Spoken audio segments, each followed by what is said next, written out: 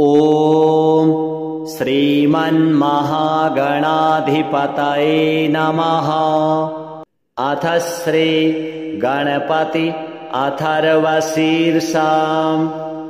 हरिः ॐ। भद्रं कर्णेभिः शृणुयाम देवाः। भद्रं पश्येमाक्षभिर्यजत्राः। स्थिरैरङ्गैस्तुष्टुवांक्षस्तनूभिः व्यसेम देवहितं जदायुः। ॐ स्वस्ति न इन्द्रो वृद्धस्रवाः। स्वस्ति नः पूषा विश्ववेदाः। स्वस्ति नस्तारक्ष्यो अरिष्टनेमिः। स्वस्ति नो बृहस्पतिर्दधातु। ॐ शान्तिः शान्तिः शान्तिः। हरिः ॐ। नमस्ते गणपतये। त्वमेव प्रत्यक्षं तत्त्वमसि। त्वमेव केवलं कर्तासि। त्वमेव केवलं धर्तासि। त्वमेव केवलं हर्तासि। त्वमेव सर्वं खल्विदं ब्रह्मासि। त्वं साक्षादात्मासि नित्यं। ऋतं वच्मि सत्यं वच्मि। अवत्वं माम् अववक्तारम् अवश्रोतारम् अवदातारम् अवधातारम् अवानूचानमवशिष्यम् अवपश्चात्तात अवपुरस्तात अवोत्तरात्तात अवदक्षिणात्तात अवचोर्ध्वात्तात अवाधरात्तात। सर्वतो मां पाहि पाहि समन्तात्। त्वं वाङ्मयस्त्वं चिन्मयः। त्वमानन्दमयस्त्वं ब्रह्ममयः। त्वं सच्चिदानन्दाद्वितीयोऽसि। त्वं प्रत्यक्षं ब्रह्मासि। त्वं ज्ञानमयो विज्ञानमयोऽसि। सर्वं जगदिदं त्वत्तो जायते। सर्वं जगदिदं त्वत्तस्तिष्ठति। सर्वं जगदिदं त्वयि लयमिष्यति। सर्वं जगदिदं त्वयि प्रत्येति। त्वं भूमिरापो नलो निलो नभः। त्वं चत्वारि वाक्पदानि। त्वं गुणत्रयातीतः। त्वं वस्थात्रयातीतः। त्वं देहत्रयातीतः। त्वं कालत्रयातीतः। त्वं मूलाधारस्थितोऽसि नित्यं। त्वं शक्तित्रयात्मकः। त्वां योगिनो ध्यायन्ति नित्यं। त्वं ब्रह्मा त्वं विष्णुस्त्वं रुद्रस्त्वं इन्द्रस्त्वं अग्निस्त्वं वायुस्त्वं सूर्यस्त्वं चन्द्रमास्त्वं ब्रह्म भूर्भुवः स्वरो। गणादिं पूर्वमुच्चार्य वर्णादिं तदनन्तरम् अनुस्वारः परतरः अर्धेन्दुलसितं तारेण ऋद्धम्। एतत्तव मनुस्वरूपं। गकारः पूर्वरूपम्। अकारो मध्यमरूपम्। अनुस्वारश्चान्त्यरूपम्। बिन्दुरुत्तररूपम्। नादः सन्धानम्। संहिता सन्धिः। सैषा गणेशविद्या गणकऋषिः। निसृद्गायत्री छन्दः। गणपतिर्देवता। ॐ गं गणपतये नमः। एकदन्ताय विद्महे वक्रतुण्डाय धीमहि तन्नो दन्तिः प्रचोदयात् एकदन्तं चतुर्हस्तं पाशमङ्कुशधारिणं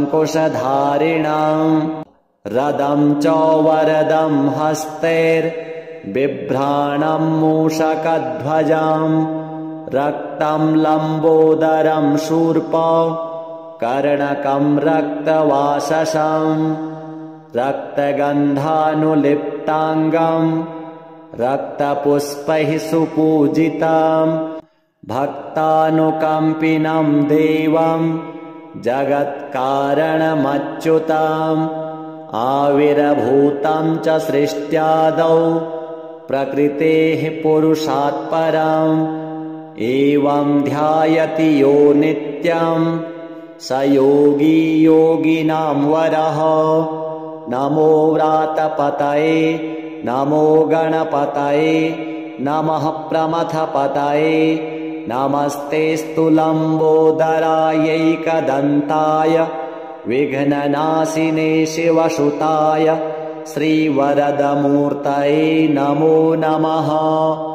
एतदथर्वशीर्षं योधीते स ब्रह्म भूयाय कल्पते स सर्वतः सुखमेधते स सर्वविघ्नैर्न बाध्यते स पञ्चमहापापात् प्रमुच्यते सायमधीयानो दिवस्कृतं पापं नाशयति प्रातरधीयानो रात्रिकृतं पापं नाशयति सायं प्रातः प्रयुञ्जानो अपापो भवति सर्वत्राधीयानोपविघ्नो भवति धर्मार्थकाममोक्षं च विन्दति इदमथर्वशीर्षमशिष्याय न देयं यो यदि मोहाद्दास्यति स पापीयान् भवति सहस्रावर्तनात् यं यं काममधीते तं तमनेन साधयेत् अनेन गणपतिमभिषिञ्चति स वाग्मी भवति चतुर्थ्या मनश्नं जपति स विद्यावान् भवति स यशोवान् भवति इत्यथर्वणवाक्यम्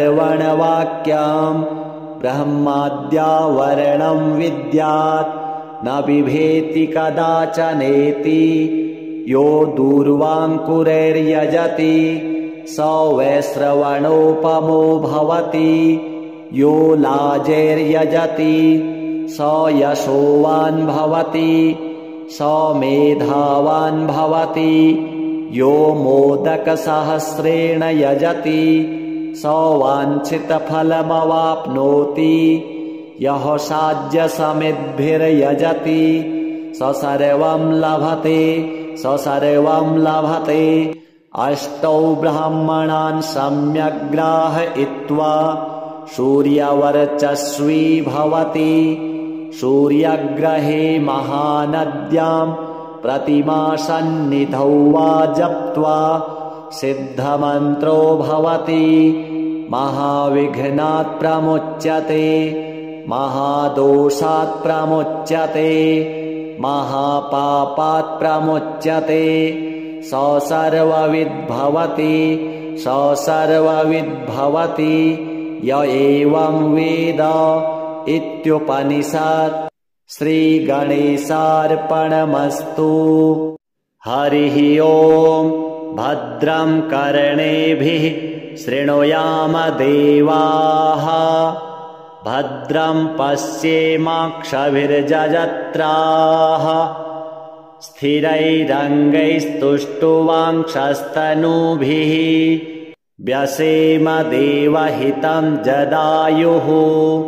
ॐ स्वस्ति न इन्द्रो वृद्धस्रवाः स्वस्ति नः पूषा विश्ववेदाः स्वस्ति नस्तारक्ष्यो अरिष्टनेमिः स्वस्ति नो बृहस्पतिर्दधातु। ॐ शान्तिः शान्तिः शान्तिः। हरिः ओम्। नमस्ते गणपतये। त्वमेव प्रत्यक्षं तत्त्वमसि त्वमेव केवलं कर्तासि त्वमेव केवलं धर्तासि त्वमेव केवलं हर्तासि त्वमेव सर्वं खल्विदं ब्रह्मासि त्वं साक्षादात्मासि नित्यं ऋतं वच्मि सत्यं वच्मि अवत्वं माम् अववक्तारम् अवश्रोतारम् अवदातारम् अवधातारम् अवानूचानमवशिष्यम् अवपश्चात्तात अवपुरस्तात अवोत्तरात्तात अवदक्षिणात्तात अवचोर्ध्वात्तात अवाधरात्तात सर्वतो मां पाहि पाहि समन्तात् त्वं वाङ्मयस्त्वं चिन्मयः त्वमानन्दमयस्त्वं ब्रह्ममयः त्वं सच्चिदानन्दाद्वितीयोऽसि त्वं प्रत्यक्षं ब्रह्मासि त्वं ज्ञानमयो विज्ञानमयोऽसि सर्वं जगदिदं त्वत्तो जायते सर्वं जगदिदं त्वत्तस्तिष्ठति सर्वं जगदिदं त्वयि लयमिष्यति सर्वं जगदिदं त्वयि प्रत्येति त्वं भूमिरापो नलो निलो नभः त्वं चत्वारि वाक्पदानि त्वं गुणत्रयातीतः त्वं वस्थात्रयातीतः त्वं देहत्रयातीतः त्वं कालत्रयातीतः त्वं मूलाधारस्थितोऽसि नित्यं त्वं शक्तित्रयात्मकः त्वां योगिनो ध्यायन्ति नित्यं त्वं ब्रह्मा त्वं विष्णुस्त्वं रुद्रस्त्वम् इन्द्रस्त्वम् अग्निस्त्वं वायुस्त्वं सूर्यस्त्वं चन्द्रमास्त्वं ब्रह्मभूर्भुवः स्वरो गणादिं पूर्वमुच्चार्य वर्णादिं तदनन्तरम् अनुस्वारः परतरः अर्धेन्दुलसितं तारेण ऋद्धम् एतत्तव मनुस्वरूपम् गकारः पूर्वरूपम् अकारो मध्यमरूपम् अनुस्वारश्चान्त्यरूपम् बिन्दुरुत्तररूपम् नादः सन्धानम् संहिता सन्धिः सैषा गणेशविद्या गणकऋषिः निसृद्गायत्री छन्दः गणपतिर्देवता ॐ गं गणपतये नमः एकदन्ताय विद्महे वक्रतुण्डाय धीमहि तन्नो दन्तिः प्रचोदयात् एकदन्तं चतुर्हस्तं पाशमङ्कुशधारिणम् रदं च वरदं हस्तैर्बिभ्राणं मूषकध्वजं रक्तं लम्बोदरं शूर्प कर्णकं रक्तवाससं रक्तगन्धानुलिप्ताङ्गं रक्तपुष्पैः सुपूजितं भक्तानुकम्पिनं देवं जगत्कारणमच्युतम् आविर्भूतं च सृष्ट्यादौ प्रकृतेः पुरुषात् परम् एवं ध्यायति यो नित्यं स योगी योगिनां वरः नमो व्रातपतये नमो गणपतये नमः प्रमथपतये नमस्तेऽस्तु लम्बोदरायैकदन्ताय विघ्ननाशिने शिवसुताय श्रीवरदमूर्तये नमो नमः। एतदथर्वशीर्षं योधीते स ब्रह्म भूयाय कल्पते, स सर्वतः सुखमेधते, स सर्वविघ्नैर्न बाध्यते, स पञ्चमहापापात् प्रमुच्यते। सायमधियानो दिवस्कृतं पापं नाशयति, प्रातरधियानो रात्रिकृतं पापं नाशयति, सायं प्रातः प्रयुञ्जानो अपापो भवति, सर्वत्राधियानोपविघ्नो भवति, धर्मार्थकाममोक्षं च विन्दति। इदमथर्वशीर्षमशिष्याय न देयं, यो यदि मोहाद्दास्यति स पापीयान् भवति। सहस्रावर्तनात् यं यं काममधीते तं तमनेन साधयेत्, अनेन गणपतिमभिषिञ्चति स वाग्मी भवति। चतुर्थ्या मनश्नं जपति स विद्यावान् भवति, स यशोवान् भवति। इत्यथर्वणवाक्यम्। ब्रह्माद्यावरणं विद्यात् न बिभेति कदाचनेति, यो दूर्वाङ्कुरैर्यजति स वैश्रवणोपमो भवति, यो लाजैर्यजति स यशोवान् भवति, स मेधावान् भवति। यो मोदकसहस्रेण यजति स वाञ्छितफलमवाप्नोति, यः साध्यसमिद्भिर्यजति स सर्वं लभते, स सर्वं लभते। अष्टौ ब्राह्मणान् सम्यग् ग्राहयित्वा सूर्यवर्चस्वी भवति, सूर्यग्रहे महानद्यां प्रतिमासन्निधौ वा जप्त्वा सिद्धमन्त्रो भवति। महाविघ्नात् प्रमुच्यते, महादोषात् प्रमुच्यते, महापापात् प्रमुच्यते। स सर्वविद्भवति, स सर्वविद्भवति, य एवं वेद इत्युपनिषत्। श्रीगणेशार्पणमस्तु। हरिः ओम्। भद्रं कर्णेभिः शृणुयाम देवाः, भद्रं पश्येमाक्षभिर्यजत्राः, स्थिरैरङ्गैस्तुष्टुवांक्षस्तनूभिः व्यसेम देवहितं जदायुः।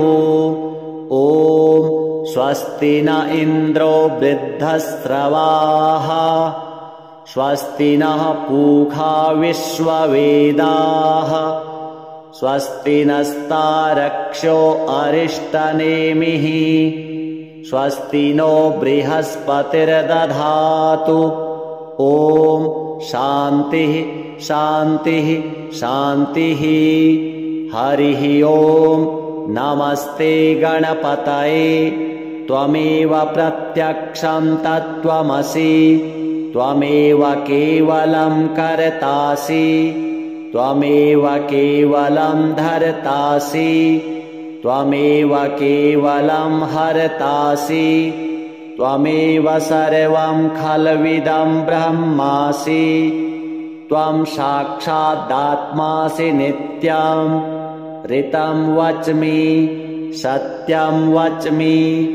अवत्वं माम् अववक्तारम्, अवश्रोतारम्, अवदातारम्, अवधातारम्, अवानूचानमवशिष्यम्, अवपश्चात्तात, अवपुरस्तात्, अवोत्तरात्तात, अवदक्षिणात्तात, अवचोर्ध्वात्तात, अवाधरात्तात, सर्वतो मां पाहि पाहि समन्तात्।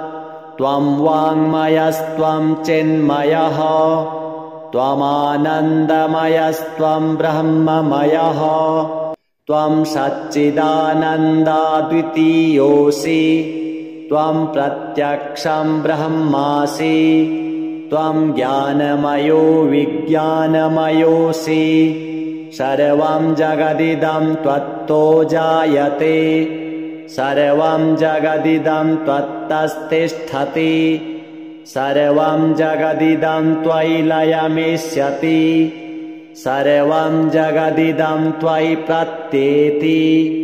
त्वं भूमिरापो नलो निलो नभः। त्वं चत्वारि वाक्पदानि। त्वं गुणत्रयातीतः। त्वं वस्थात्रयातीतः। त्वं देहत्रयातीतः। त्वं कालत्रयातीतः। त्वं मूलाधारस्थितोऽसि नित्यं। त्वं शक्तित्रयात्मकः। त्वां योगिनो ध्यायन्ति नित्यं। त्वं ब्रह्मा त्वं विष्णुस्त्वं रुद्रस्त्वम् इन्द्रस्त्वम् अग्निस्त्वं वायुस्त्वं सूर्यस्त्वं चन्द्रमास्त्वं ब्रह्मभूर्भुवः स्वरो। गणादिं पूर्वमुच्चार्य वर्णादिं तदनन्तरम् अनुस्वारः परतरः अर्धेन्दुलसितं तारेण ऋद्धम् एतत्तव मनुस्वरूपम्। गकारः पूर्वरूपम् अकारो मध्यमरूपम् अनुस्वारश्चान्त्यरूपम् बिन्दुरुत्तररूपम्। नादः सन्धानम् संहिता सन्धिः सैषा गणेशविद्या गणकऋषिः निसृद्गायत्री छन्दः गणपतिर्देवता। ॐ गं गणपतये नमः। एकदन्ताय विद्महे वक्रतुण्डाय धीमहि तन्नो दन्तिः प्रचोदयात्। एकदन्तं चतुर्हस्तं पाशमङ्कुशधारिणं रदं च वरदं हस्तैर्बिभ्राणं मूषकध्वजं रक्तं लम्बोदरं शूर्प कर्णकं रक्तवाससं रक्तगन्धानुलिप्ताङ्गं रक्तपुष्पैः सुपूजितं भक्तानुकम्पिनं देवं जगत्कारणमच्युतम्। आविर्भूतं च सृष्ट्यादौ प्रकृतेः पुरुषात् परम्। एवं ध्यायति यो नित्यं स योगी योगिनां वरः। नमो व्रातपतये नमो गणपतये नमः प्रमथपतये नमस्तेऽस्तु लम्बोदरायैकदन्ताय विघ्ननाशिने शिवसुताय श्रीवरदमूर्तये नमो नमः। एतदथर्वशीर्षं योधीते स ब्रह्म भूयाय कल्पते। स सर्वतः सुखमेधते स सर्वविघ्नैर्न बाध्यते। स पञ्चमहापापात् प्रमुच्यते। सायमधीयानो दिवस्कृतं पापं नाशयति। प्रातरधीयानो रात्रिकृतं पापं नाशयति। सायं प्रातः प्रयुञ्जानो अपापो भवति। सर्वत्राधीयानोपविघ्नो भवति। धर्मार्थकाममोक्षं च विन्दति। इदमथर्वशीर्षमशिष्याय न देयम्। यो यदि मोहाद्दास्यति स पापीयान् भवति। सहस्रावर्तनात् यं यं काममधीते तं तमनेन साधयेत् अनेन गणपतिमभिषिञ्चति स वाग्मी भवति चतुर्थ्या मनश्नं जपति स विद्यावान् भवति स यशोवान् भवति इत्यथर्वणवाक्यम् ब्रह्माद्यावरणं विद्यात् न बिभेति कदाचनेति यो दूर्वाङ्कुरैर्यजति स वैश्रवणोपमो भवति यो लाजैर्यजति स यशोवान् भवति स मेधावान् भवति यो मोदकसहस्रेण यजति स वाञ्छितफलमवाप्नोति यः साज्यसमिद्भिर्यजति स सर्वं लभते अष्टौ ब्राह्मणान् सम्यग् ग्राहयित्वा सूर्यवर्चस्वी भवति सूर्यग्रहे महानद्यां प्रतिमासन्निधौ वा जप्त्वा सिद्धमन्त्रो भवति महाविघ्नात् प्रमुच्यते महादोषात् प्रमुच्यते महापापात् प्रमुच्यते स सर्वविद् भवति य एवं वेद इत्युपनिषत्। श्रीगणेशार्पणमस्तु।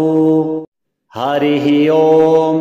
भद्रं कर्णेभिः शृणुयाम देवाः भद्रं पश्येमाक्षभिर्जजत्राः स्थिरैरङ्गैस्तुष्टुवांक्षस्तनूभिः व्यसेम देवहितं जदायुः।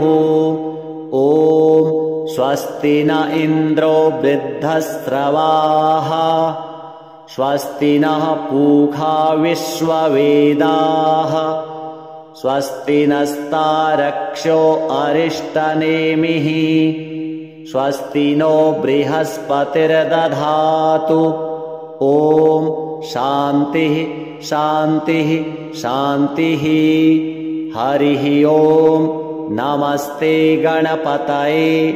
त्वमेव प्रत्यक्षं तत्त्वमसि त्वमेव केवलं कर्तासि त्वमेव केवलं धर्तासि त्वमेव केवलं हर्तासि त्वमेव सर्वं खल्विदं ब्रह्मासि त्वं साक्षादात्मासि नित्यं ऋतं वच्मि सत्यं वच्मि अवत्वं माम् अववक्तारम् अवश्रोतारम् अवदातारम् अवधातारम् अवानूचानमवशिष्यम् अवपश्चात्तात अवपुरस्तात अवोत्तरात्तात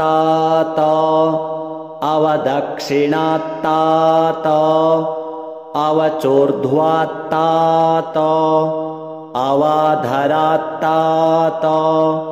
सर्वतो मां पाहि पाहि समन्तात् त्वं वाङ्मयस्त्वं चिन्मयः त्वमानन्दमयस्त्वं ब्रह्ममयः त्वं सच्चिदानन्दाद्वितीयोऽसि त्वं प्रत्यक्षं ब्रह्मासि त्वं ज्ञानमयो विज्ञानमयोऽसि सर्वं जगदिदं त्वत्तो जायते सर्वं जगदिदं त्वत्तस्तिष्ठति सर्वं जगदिदं त्वयि लयमिष्यति सर्वं जगदिदं त्वयि प्रत्येति त्वं भूमिरापो नलो निलो नभः त्वं चत्वारि वाक्पदानि त्वं गुणत्रयातीतः त्वं वस्थात्रयातीतः त्वं देहत्रयातीतः त्वं कालत्रयातीतः त्वं मूलाधारस्थितोऽसि नित्यं त्वं शक्तित्रयात्मकः त्वां योगिनो ध्यायन्ति नित्यं त्वं ब्रह्मा त्वं विष्णुस्त्वं रुद्रस्त्वम् इन्द्रस्त्वम् अग्निस्त्वं वायुस्त्वं सूर्यस्त्वं चन्द्रमास्त्वं ब्रह्मभूर्भुवः स्वरो गणादिं पूर्वमुच्चार्य वर्णादिं तदनन्तरम् अनुस्वारः परतरः अर्धेन्दुलसितं तारेण रिद्धम् एतत्तव मनुस्वरूपम् गकारः पूर्वरूपम् अकारो मध्यमरूपम् अनुस्वारश्चान्त्यरूपम् बिन्दुरुत्तररूपम् नादः सन्धानम् संहिता सन्धिः सैषा गणेशविद्या गणकऋषिः निसृद्गायत्री छन्दः गणपतिर्देवता ॐ गं गणपतये नमः एकदन्ताय विद्महे वक्रतुण्डाय धीमहि तन्नो दन्तिः प्रचोदयात् एकदन्तं चतुर्हस्तं पाशमङ्कुशधारिणम् रदं च वरदं हस्तैर्बिभ्राणं मूषकध्वजम् रक्तं लम्बोदरं शूर्प कर्णकं रक्तवाससं रक्तगन्धानुलिप्ताङ्गं रक्तपुष्पैः सुपूजितं भक्तानुकम्पिनं देवं जगत्कारणमच्युतम् आविर्भूतं च सृष्ट्यादौ प्रकृतेः पुरुषात् परम् एवं ध्यायति यो नित्यं स योगी योगिनां वरः नमो व्रातपतये नमो गणपतये नमः प्रमथपतये नमस्तेऽस्तु लम्बोदरायैकदन्ताय विघ्ननाशिने शिवसुताय श्रीवरदमूर्तये नमो नमः एतदथर्वशीर्षं योधीते स ब्रह्म भूयाय कल्पते स सर्वतः सुखमेधते स सर्वविघ्नैर्न बाध्यते स पञ्चमहापापात् प्रमुच्यते सायमधीयानो दिवस्कृतं पापं नाशयति प्रातरधीयानो रात्रिकृतं पापं नाशयति सायं प्रातः प्रयुञ्जानो अपापो भवति सर्वत्राधीयानोपविघ्नो भवति धर्मार्थकाममोक्षं च विन्दति इदमथर्वशीर्षमशिष्याय न देयम् यो यदि मोहाद्दास्यति स पापीयान् भवति सहस्रावर्तनात् यं यं काममधीते तं तमनेन साधयेत् अनेन गणपतिमभिषिञ्चति स वाग्मी भवति चतुर्थ्या मनश्नं जपति स विद्यावान् भवति स यशोवान् भवति इत्यथर्वणवाक्यम् ब्रह्माद्यावरणं विद्यात् न बिभेति कदाचनेति यो दूर्वाङ्कुरैर्यजति स वैश्रवणोपमो भवति यो लाजैर्यजति स यशोवान् भवति स मेधावान् भवति यो मोदकसहस्रेण यजति स वाञ्छितफलमवाप्नोति यः साध्यसमिद्भिर्यजति स सर्वं लभते अष्टौ ब्राह्मणान् सम्यग्राहयित्वा सूर्यवर्चस्वी भवति। सूर्यग्रहे महानद्यां प्रतिमासन्निधौ वा जप्त्वा सिद्धमन्त्रो भवति। महाविघ्नात् प्रमुच्यते, महादोषात् प्रमुच्यते, महापापात् प्रमुच्यते। स सर्वविद्भवति, स सर्वविद्भवति य एवं वेद इत्युपनिषत्। श्रीगणेशार्पणमस्तु। हरिः ओम्। भद्रं कर्णेभिः शृणुयाम देवाः, भद्रं पश्येमाक्षभिर्यजत्राः, स्थिरैरङ्गैस्तुष्टुवांशस्तनूभिः व्यसेम देवहितं जदायुः। ॐ स्वस्ति न इन्द्रो वृद्धस्रवाः, स्वस्ति नः पूषा विश्ववेदाः, स्वस्ति नस्तारक्ष्यो अरिष्टनेमिः, स्वस्ति नो बृहस्पतिर्दधातु। ॐ शान्तिः शान्तिः शान्तिः। हरिः ओम्। नमस्ते गणपतये। त्वमेव प्रत्यक्षं तत्त्वमसि, त्वमेव केवलं कर्तासि, त्वमेव केवलं धर्तासि, त्वमेव केवलं हर्तासि, त्वमेव सर्वं खल्विदं ब्रह्मासि। त्वं साक्षादात्मासि नित्यं, ऋतं वच्मि सत्यं वच्मि।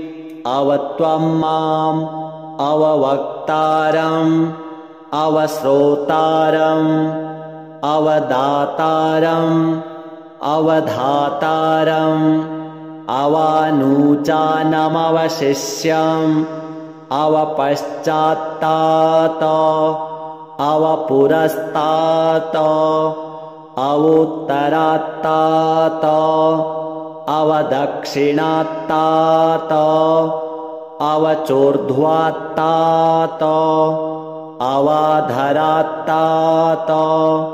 सर्वतो मां पाहि पाहि समन्तात्। त्वं वाङ्मयस्त्वं चिन्मयः, त्वमानन्दमयस्त्वं ब्रह्ममयः।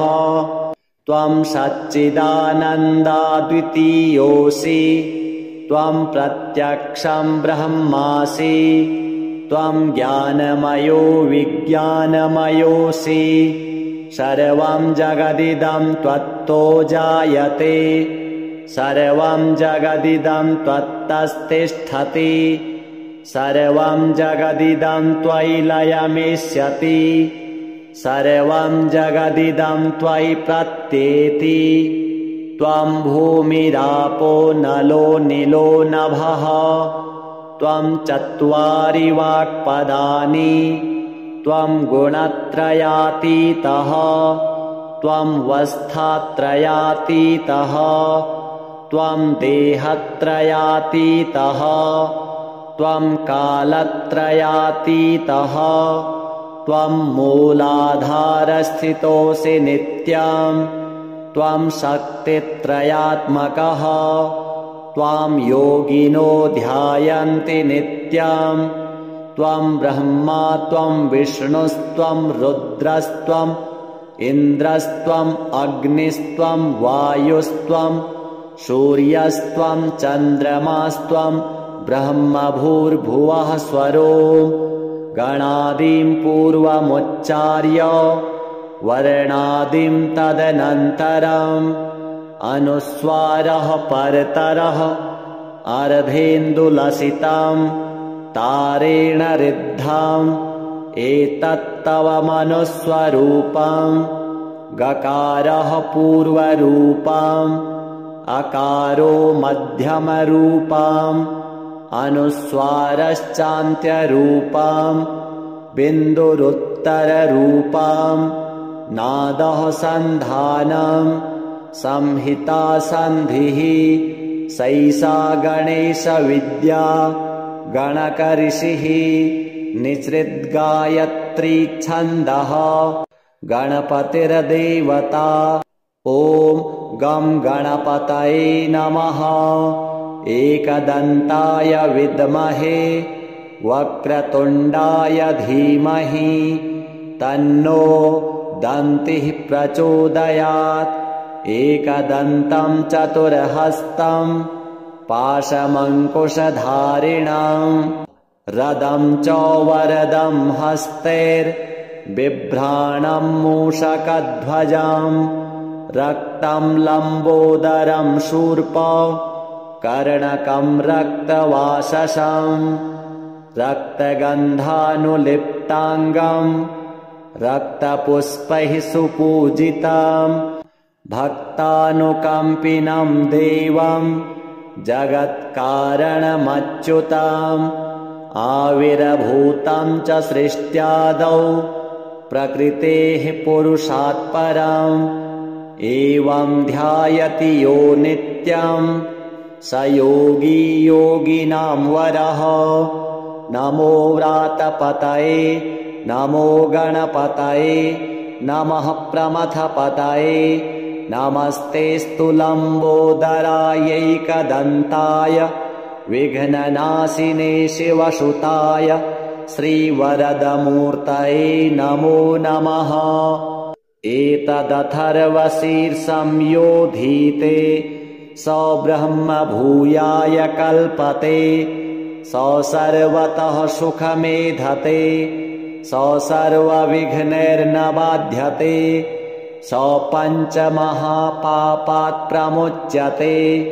सायमधियानो दिवस्कृतं पापं नाशयति प्रातरधियानो रात्रिकृतं पापं नाशयति सायं प्रातः प्रयुञ्जानो अपापो भवति सर्वत्राधियानोपविघ्नो भवति धर्मार्थकाममोक्षं च विन्दति।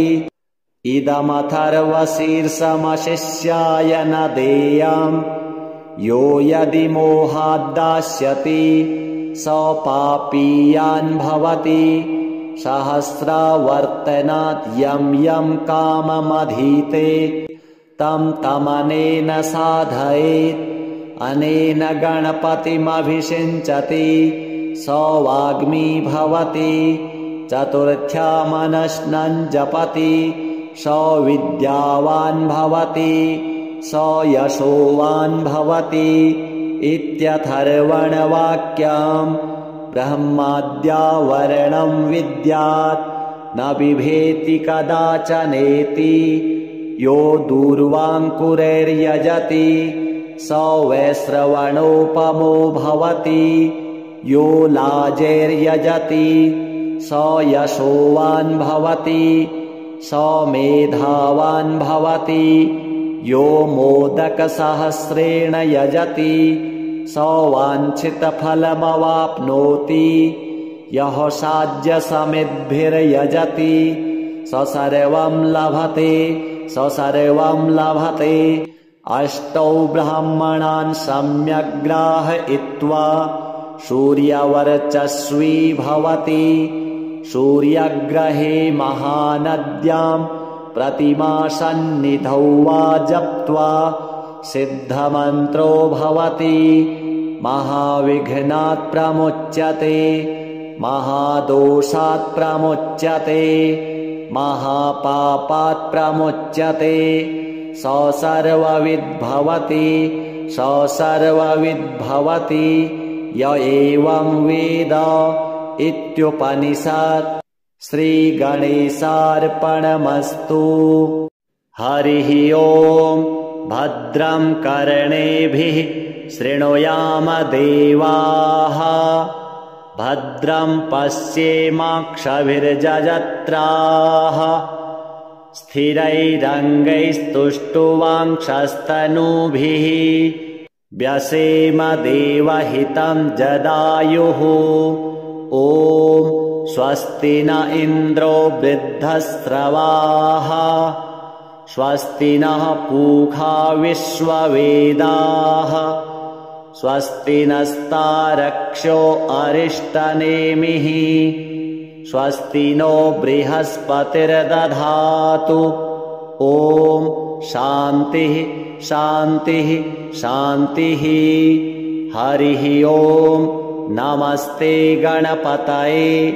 त्वमेव प्रत्यक्षं तत्त्वमसि त्वमेव केवलं कर्तासि त्वमेव केवलं धर्तासि त्वमेव केवलं हर्तासि त्वमेव सर्वं खल्विदं ब्रह्मासि त्वं साक्षादात्मासि नित्यं ऋतं वच्मि सत्यं वच्मि अवत्वं माम् अववक्तारम् अवश्रोतारम् अवदातारम् अवधातारम् अवानूचानमवशिष्यम् अवपश्चात्तात अवपुरस्तात अवोत्तरात्तात अवदक्षिणात्तात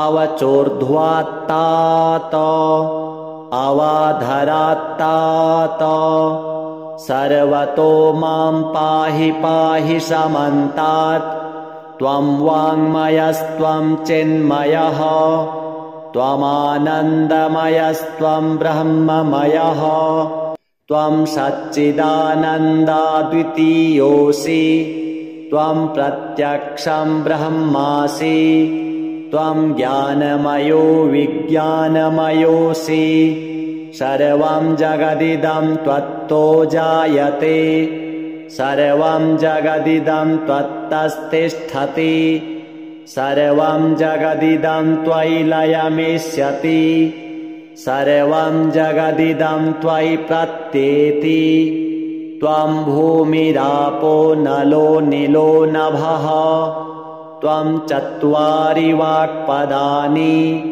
त्वं गुणत्रयातीतः त्वं वस्थात्रयातीतः त्वं देहत्रयातीतः त्वं कालत्रयातीतः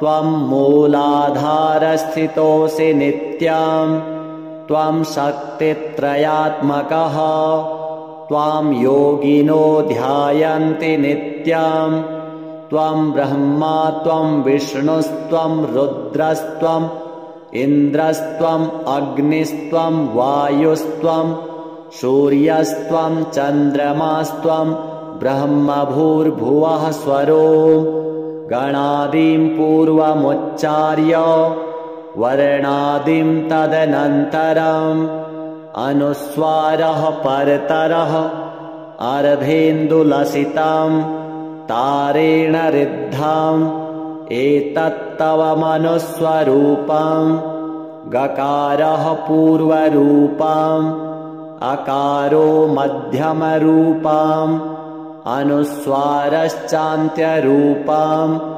बिन्दुरुत्तररूपम् नादः सन्धानम् संहिता सन्धिः सैषा गणेशविद्या गणकऋषिः निसृद्गायत्री छन्दः गणपतिर्देवता। ॐ गं गणपतये नमः।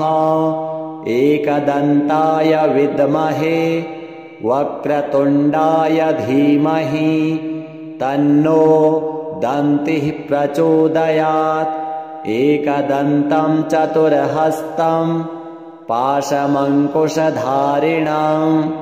रदं च वरदं हस्तैर्बिभ्राणं मूषकध्वजं रक्तं लम्बोदरं शूर्प कर्णकं रक्तवाससं रक्तगन्धानुलिप्ताङ्गं रक्तपुष्पैः सुपूजितं भक्तानुकम्पिनं देवं जगत्कारणमच्युतं आविर्भूतं च सृष्ट्यादौ प्रकृतेः पुरुषात् परम् एवं ध्यायति यो नित्यं स योगी योगिनां वरः। नमो व्रातपतये नमो गणपतये नमः प्रमथपतये नमस्तेऽस्तु लम्बोदरायैकदन्ताय विघ्ननाशिने शिवसुताय श्रीवरदमूर्तये नमो नमः। एतदथर्वशीर्षं योधीते स ब्रह्म भूयाय कल्पते स सर्वतः सुखमेधते स सर्वविघ्नैर्न बाध्यते स पञ्चमहापापात् प्रमुच्यते सायमधियानो दिवस्कृतं पापं नाशयति प्रातरधियानो रात्रिकृतं पापं नाशयति सायं प्रातः प्रयुञ्जानो अपापो भवति सर्वत्राधियानोपविघ्नो भवति धर्मार्थकाममोक्षं च विन्दति। इदमथर्वशीर्षमशिष्याय न देयम् यो यदि मोहाद्दास्यति स पापीयान् भवति सहस्रावर्तनात् यं यं काममधीते तं तमनेन साधयेत् अनेन गणपतिमभिषिञ्चति स वाग्मी भवति चतुर्थ्या मनश्नं जपति स विद्यावान् भवति स यशोवान् भवति इत्यथर्वणवाक्यम् ब्रह्माद्यावरणं विद्यात् न बिभेति कदाचनेति यो दूर्वाङ्कुरैर्यजति स वैश्रवणोपमो भवति यो लाजैर्यजति स यशोवान् भवति स मेधावान् भवति यो मोदकसहस्रेण यजति स वाञ्छितफलमवाप्नोति यः साध्यसमिद्भिर्यजति स सर्वं लभते स सर्वं लभते।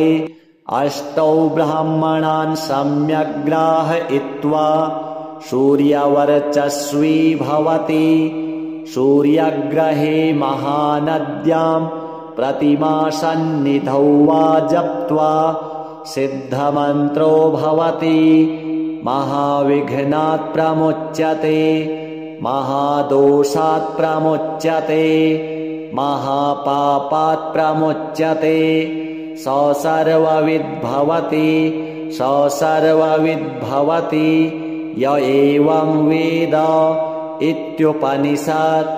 श्रीगणेशार्पणमस्तु। हरिः ओम्। भद्रं कर्णेभिः शृणुयाम देवाः भद्रं पश्येमाक्षभिर्जजत्राः स्थिरैरङ्गैस्तुष्टुवांक्षस्तनूभिः व्यसेम देवहितं जदायुः। ॐ स्वस्ति न इन्द्रो वृद्धस्रवाः स्वस्ति नः पूषा विश्ववेदाः स्वस्ति नस्तारक्षो अरिष्टनेमिः स्वस्ति नो बृहस्पतिर्दधातु। ॐ शान्तिः शान्तिः शान्तिः। हरिः ओम्।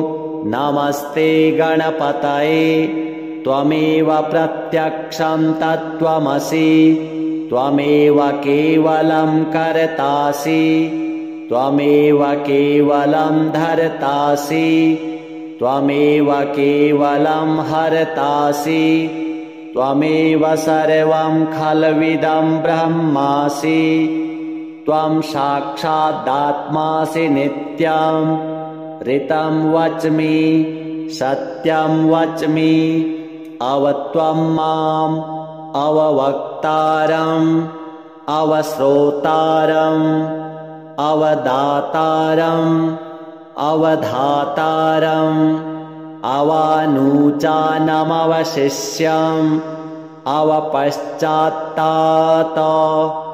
अवपुरस्तात अवोत्तरात्तात अवदक्षिणात्तात अवचोर्ध्वात्तात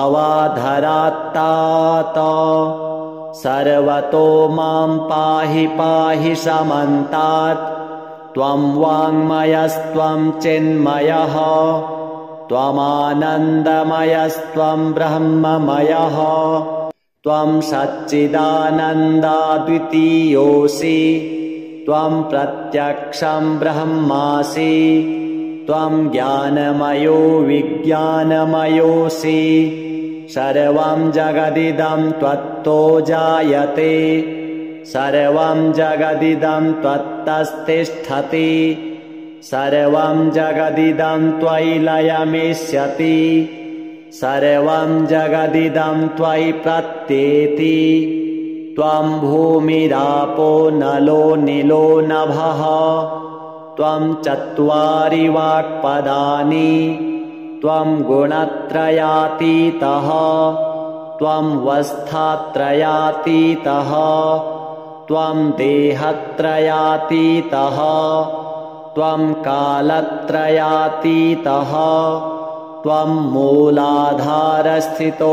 नित्यं त्वं शक्तित्रयात्मकः त्वां योगिनो ध्यायन्ति नित्यं त्वं ब्रह्मा त्वं विष्णुस्त्वं रुद्रस्त्वम् इन्द्रस्त्वम् अग्निस्त्वं वायुस्त्वं सूर्यस्त्वं चन्द्रमास्त्वं ब्रह्मभूर्भुवः स्वरो गणादिं पूर्वमुच्चार्य वर्णादिं तदनन्तरम् अनुस्वारः परतरः अर्धेन्दुलसितं तारेण ऋद्धम् एतत्तव मनुस्वरूपं गकारः पूर्वरूपम् अकारो मध्यमरूपम् अनुस्वारश्चान्त्यरूपम् बिन्दुरुत्तररूपम्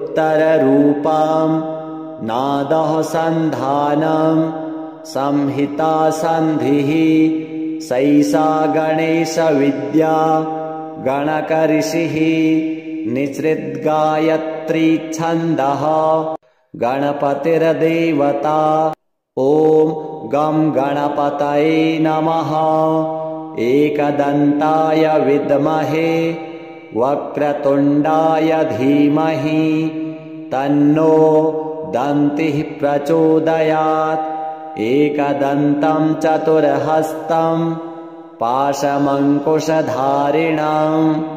रदं च वरदं हस्तैर्बिभ्राणं मूषकध्वजं रक्तं लम्बोदरं शूर्प कर्णकं रक्तवाससं रक्तगन्धानुलिप्ताङ्गं रक्तपुष्पैः सुपूजितं भक्तानुकम्पिनं देवं जगत्कारणमच्युतम् आविर्भूतं च सृष्ट्यादौ प्रकृतेः पुरुषात् परम् एवं ध्यायति यो नित्यं स योगी योगिनां वरः नमो व्रातपतये नमो गणपतये नमः प्रमथपतये नमस्तेऽस्तु लम्बोदरायैकदन्ताय विघ्ननाशिने शिवसुताय श्रीवरदमूर्तये नमो नमः एतदथर्वशीर्षंयोधीते स ब्रह्म भूयाय कल्पते स सर्वतः सुखमेधते स सर्वविघ्नैर्न बाध्यते स पञ्चमहापापात् प्रमुच्यते सायमधीयानो दिवस्कृतं पापं नाशयति प्रातरधीयानो रात्रिकृतं पापं नाशयति सायं प्रातः प्रयुञ्जानो अपापो भवति सर्वत्राधीयानोपविघ्नो भवति धर्मार्थकाममोक्षं च विन्दति इदमथर्वशीर्षमशिष्याय न देयम् यो यदि मोहाद्दास्यति स पापीयान् भवति सहस्रावर्तनात् यं यं काममधीते तं तमनेन साधयेत् अनेन गणपतिमभिषिञ्चति स वाग्मी भवति चतुर्थ्या मनश्नं जपति स विद्यावान् भवति स यशोवान् भवति इत्यथर्वणवाक्यम् ब्रह्माद्यावरणं विद्यात् न बिभेति कदाचनेति यो दूर्वाङ्कुरैर्यजति स वैश्रवणोपमो भवति यो लाजैर्यजति स यशोवान् भवति स मेधावान् भवति यो मोदकसहस्रेण यजति स वाञ्छितफलमवाप्नोति यः साज्यसमिद्भिर्यजति स सर्वं लभते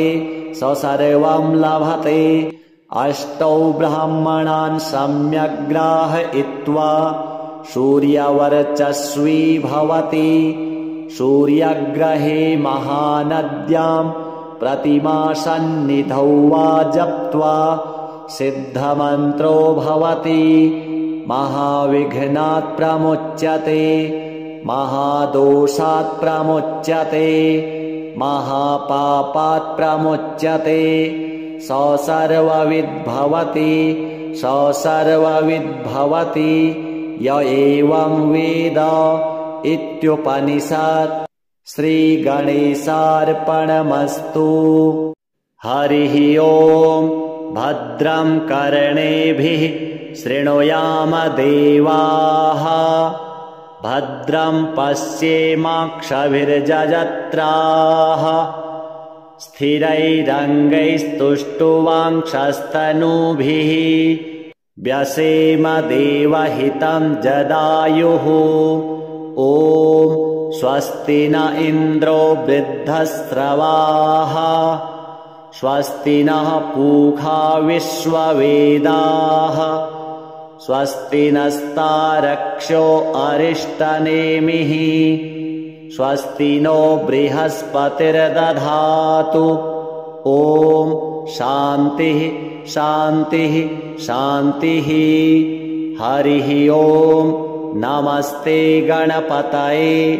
त्वमेव प्रत्यक्षं तत्त्वमसि त्वमेव केवलं कर्तासि त्वमेव केवलं धर्तासि त्वमेव केवलं हर्तासि त्वमेव सर्वं खल्विदं ब्रह्मासि त्वं साक्षादात्मासि नित्यं ऋतं वच्मि सत्यं वच्मि अवत्वं माम् अववक्तारम् अवश्रोतारम् अवदातारम् अवधातारम् अवानूचानमवशिष्यम् अवपश्चात्तात अवपुरस्तात अवोत्तरात्तात अवदक्षिणात्तात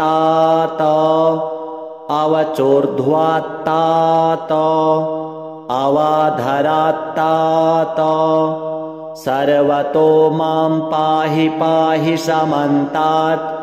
त्वं वाङ्मयस्त्वं चिन्मयः त्वमानन्दमयस्त्वं ब्रह्ममयः त्वं सच्चिदानन्दाद्वितीयोऽसि त्वं प्रत्यक्षं ब्रह्मासि त्वं ज्ञानमयो विज्ञानमयोऽसि सर्वं जगदिदं त्वत्तो जायते सर्वं जगदिदं त्वत्तस्तिष्ठति सर्वं जगदिदं त्वयि लयमिष्यति सर्वं जगदिदं त्वयि प्रत्येति त्वं भूमिरापो नलो निलो नभः त्वं चत्वारि वाक्पदानि त्वं गुणत्रयातीतः त्वं वस्थात्रयातीतः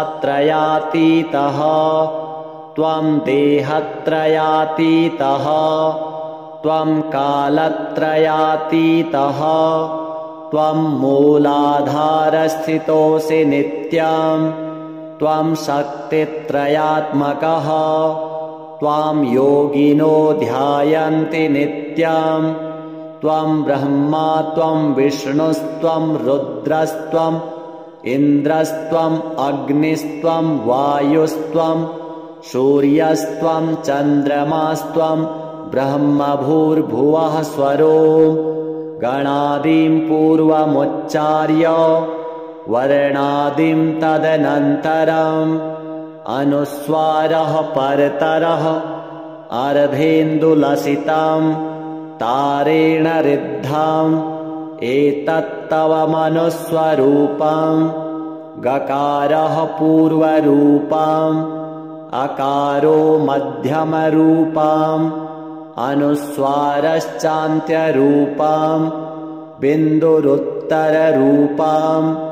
नादः सन्धानम् संहिता सन्धिः सैषा गणेशविद्या गणकऋषिः निसृद्गायत्री छन्दः गणपतिर्देवता ॐ गं गणपतये नमः एकदन्ताय विद्महे वक्रतुण्डाय धीमहि तन्नो दन्तिः प्रचोदयात् एकदन्तं चतुर्हस्तं पाशमङ्कुशधारिणम्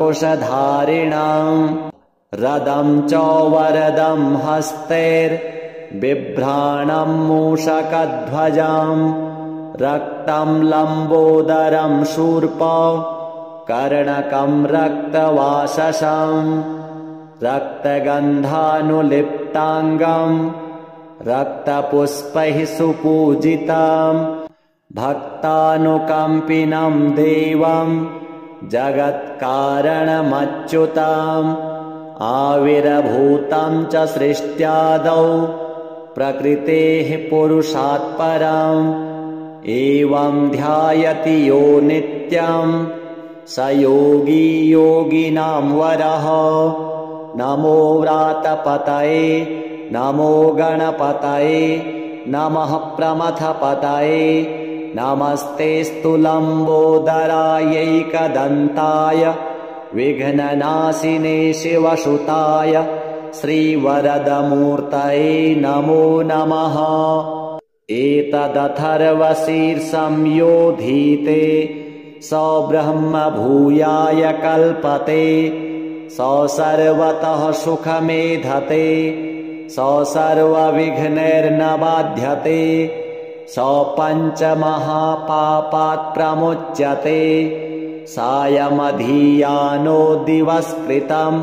पापं नाशयति प्रातरधीयानो रात्रिकृतं पापं नाशयति सायं प्रातः प्रयुञ्जानो अपापो भवति सर्वत्राधीयानोपविघ्नो भवति धर्मार्थकाममोक्षं च विन्दति इदमथर्वशीर्षमशिष्याय न देयम् यो यदि मोहाद्दास्यति स पापीयान् भवति सहस्रावर्तनात् यं यं काममधीते तं तमनेन साधयेत् अनेन गणपतिमभिषिञ्चति स वाग्मी भवति चतुर्थ्यामनश्नं जपति स विद्यावान् भवति स यशोवान् भवति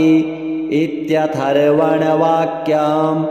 ब्रह्माद्यावरणं विद्यात् न बिभेति कदाचनेति यो दूर्वाङ्कुरैर्यजति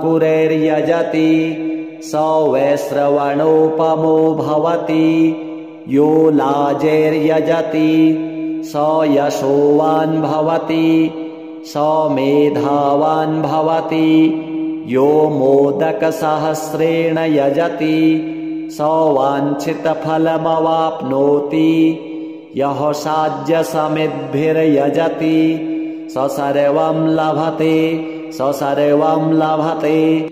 अष्टौ ब्राह्मणान् सम्यग् ग्राहयित्वा सूर्यवर्चस्वी भवति सूर्यग्रहे महानद्यां प्रतिमासन्निधौ वा जप्त्वा सिद्धमन्त्रो भवति महाविघ्नात् प्रमुच्यते महादोषात् प्रमुच्यते महापापात् प्रमुच्यते स सर्वविद् भवति स सर्वविद् भवति य एवं वेद इत्युपनिषत्। श्रीगणेशार्पणमस्तु।